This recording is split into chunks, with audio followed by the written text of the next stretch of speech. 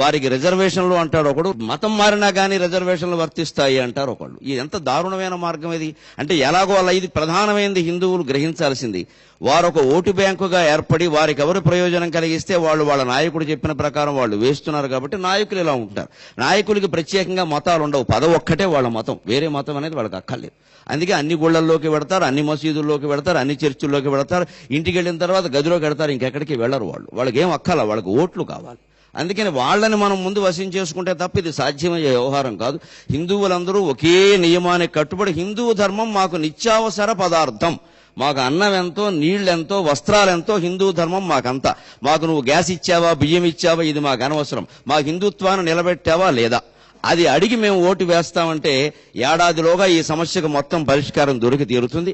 ఇక అక్బరుద్దీన్ కాదు కదా, అల్లా కూడా మాట్లాడలేడు, ఇంకా అనుమానమే లేదు. ఇక్కడ మాట్లాడకుండా బతుకుతారు. వారి దేశాల్లో, పాకిస్తాన్లో హిందువులు ఎలా బతుకుతున్నారు, బంగ్లాదేశ్లో హిందువులు ఎలా బతుకుతున్నారు, లండన్లో హిందువులు ఎలా బతుకుతున్నారు, అమెరికాలో హిందువులు ఎలా బతుకుతున్నారు, అలాగే బతుకుతారు. అభ్యంతరం ఏమిటండి? ప్రతి దేశానికి ఓ ప్రధాన మతం ఉంది కదా. అందుకని ఈ దేశంలో హిందూ మతం ప్రధాన మతం అని పార్లమెంట్లో చట్టం చేసి మనం ప్రకటించి అన్ని హిందువుల యొక్క ఆలోచనల ప్రకారం జరుగుతాయి. మీరు అర్థం చేసుకోవలసిందే, ఏదైనా అంతే, జనాభా ఎక్కువ ఉంటే ఏది ఎక్కువ అని అందరూ ఒప్పుకుంటున్నారు కదా ఓట్లు, దాన్నే ఒప్పుకోవాలి. ఇంకొకటి మన వాళ్ళు కూడా ఎక్కువ మోసపోతున్నది ఏమిటంటే, ఒకే దేవుడు మాకు, మీకేమో 10 మంది దేవుళ్ళు ఉన్నారు అంటున్నారు.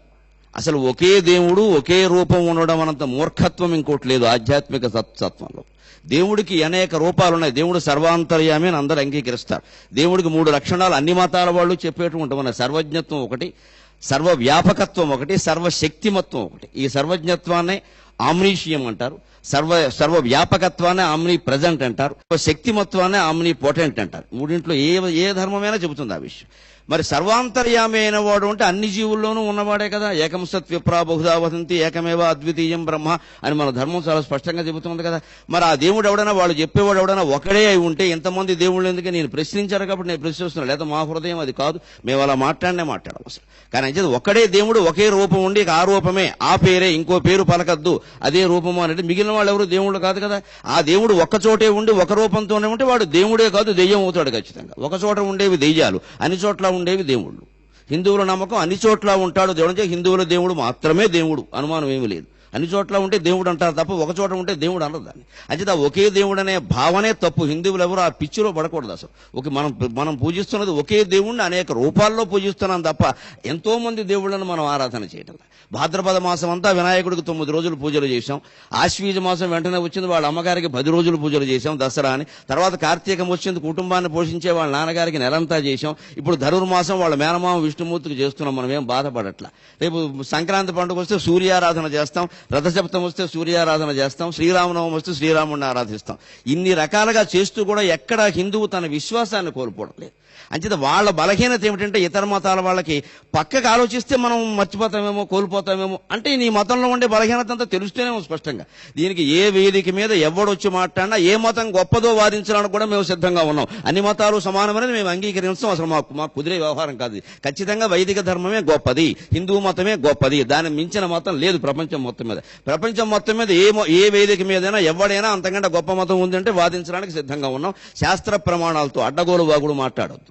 ఇంకొకటి ముఖ్యంగా, ఆయన అసలు ఆంతర్యం చాలా మంది గ్రహించారో లేదో పాపం, ఆయన బాధ ఏమిటంటే, హిందువులకు ఎక్కువ పండుగలు ఉన్నాయి, నెలలో 2 రోజులు సెలవులు ఎక్కువైపోతున్నాయి, మాకు ఎక్కువ పండుగలు లేవు, మాకు బక్రీదు రంజాను 2 ఉన్నాయి.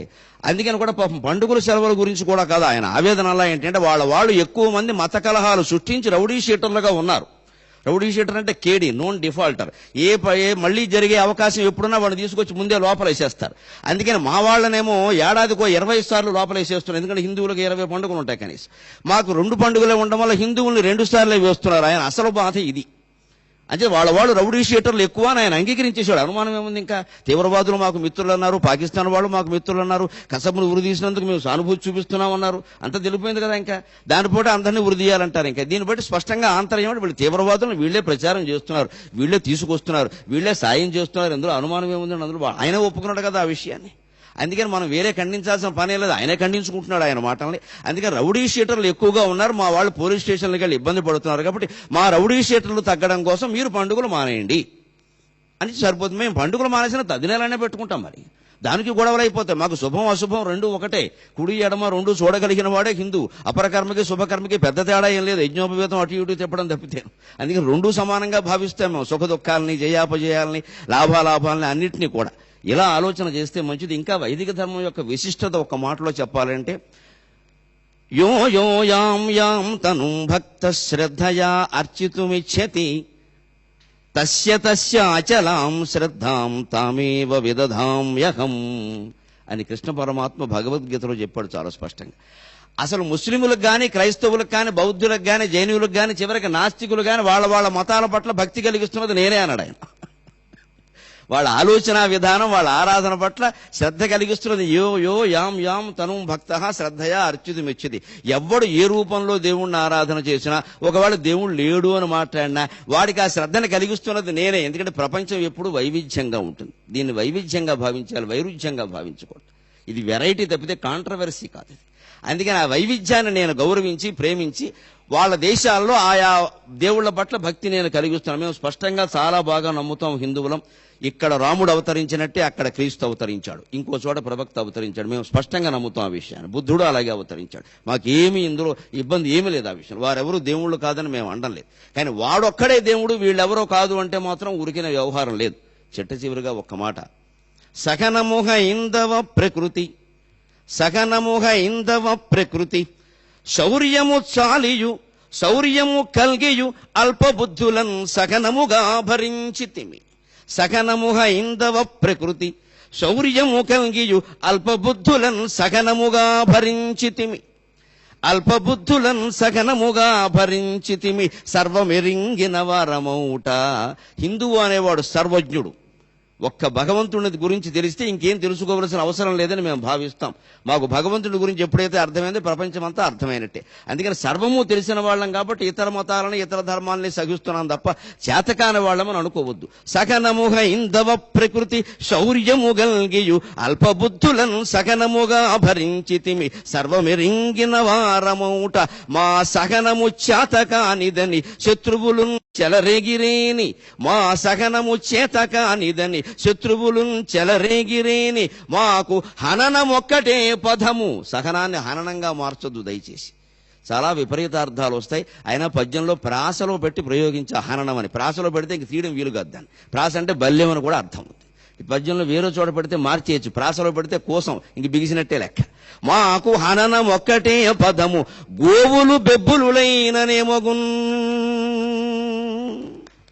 మేము గోవులు లాంటి వాళ్ళం. గోవుని పూజిస్తామని చెప్పడానికి గర్విస్తాం. గోవు తల్లి అంటూనే తల్లి మాంసం మజాగా ఉంటుందని మాట్లాడే మూర్ఖాగ్రేసర చక్రవర్తులం మేం కాం. అందుకని మా ఆవుగానే తల్లిగానే, మా తల్లిని ఆవుగానే చూస్తాం, ఆవుని తల్లిగానే చూస్తాం. మమ్మల్ని బెబ్బులుగా మార్చే ప్రయత్నం చేయకండి. ఒక్కళ్ళు కూడా మిగలరు ఈ దేశంలో. తస్మాత్ జాగ్రత్త. ధన్యవాదాలండి. హైందవ శంఖారావం ప్రత్యేక చర్చా కార్యక్రమంలోకి శ్రీ కమలానంద భారతీ స్వామి ఇప్పుడే విచ్చేశారు. నమస్కారం అండి. శివస్వామి, ఒక మతానికి సంబంధించిన కార్టూన్ విడుదలైతే అంతర్జాతీయ సమాజంలో పెద్ద ఎత్తున నిరసన వచ్చింది. కానీ ఒక హైందవం మీద, ఒక మతం మీద ఇంకొక మతం దాడి చేసినప్పుడు, ఇటువంటి అనుచిత వ్యాఖ్యలు చేసినప్పుడు, హిందూ దేవీ దేవతలను అత్యంత చులకనతో హేయంగా మాట్లాడితే మరి ఆ స్థాయిలో ఎందుకు నిరసన రావటం లేదు? అసలు మన హైందవ ధర్మం ఇతర మతాల పట్ల ఎటువంటి వైఖరి కలిగి ఉంటుంది?